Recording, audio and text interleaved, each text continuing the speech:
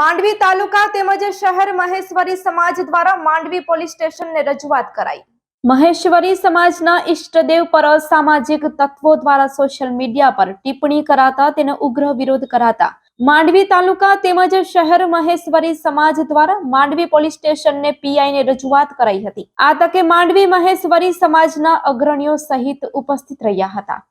છેલ્લા 2 દિવસથી સોશિયલ મીડિયાના માધ્યમથી ને એમાં પણ ઇન્સ્ટાગ્રામ દ્વારા અમુક અસામાજિક તત્વો કહી શકાય એ પ્રકારના લોકો દ્વારા મહેશ્વરી સમાજના ઈષ્ટદેવની વિરુદ્ધમાં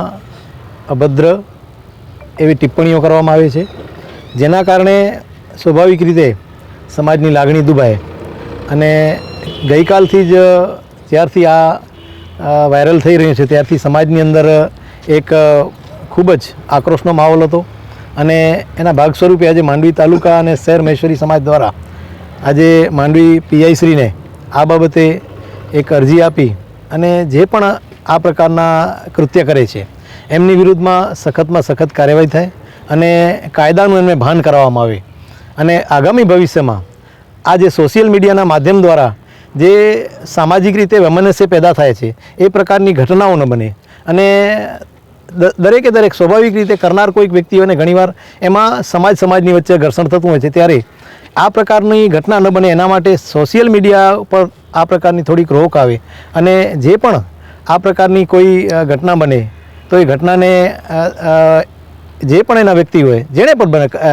કર્યું હોય એમાં સામાજિક રીતે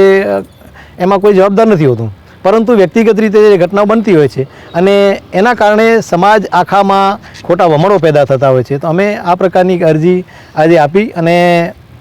જે પણ કરનાર લોકો છે એની સામે કડક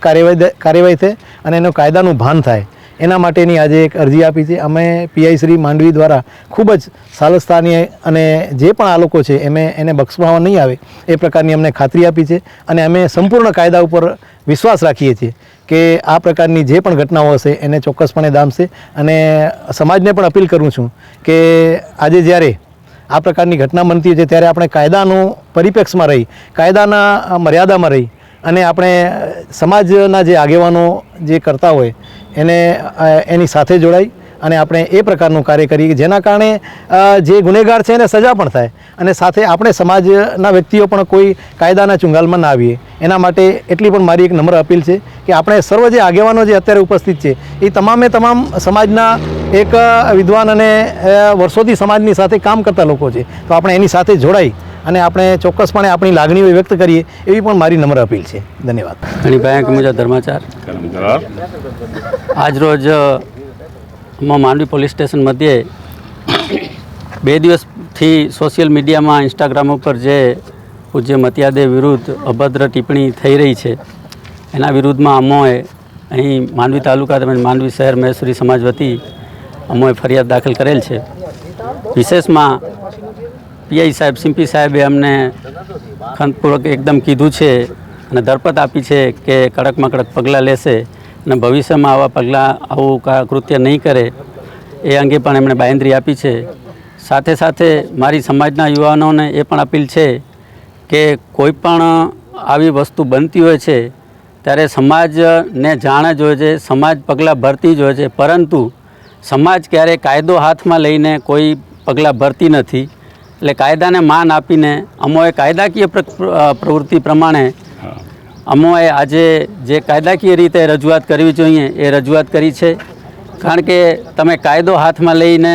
કોઈ પણ સમસ્યાનું નિરાકરણ થતું નથી। એટલે ભવિષ્યમાં ક્યારે પણ જો યુવાનો ગેરમાર્ગે દોરાઈ અને કાયદો હાથમાં લઈને આવી વસ્તુની રજૂઆત કરશે તો સામો એ કાયદો એ લોકો ઉપર જ ઉપયોગ થશે। તો ભવિષ્યમાં મારા યુવાનો સમાજના યુવાનોને વિનંતી છે